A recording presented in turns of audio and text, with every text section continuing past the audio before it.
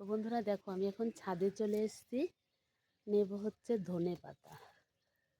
এই ধনেপাতাটা নিয়ে আমি দেব হচ্ছে মাছের ঝোলে। তো বাড়িতে যদি কিছু থাকে না সবজি, তাহলে কত সুবিধা হয় বলো তো। খুব বেশি নেব না, অল্পই নেব।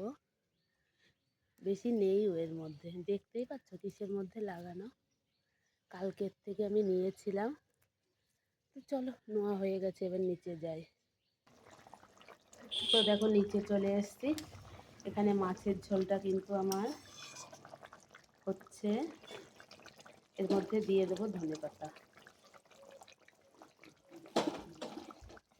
তো বাড়িতে থাকার এই একটা সুবিধা, দরকার হলো আর নিয়ে চলে এলাম।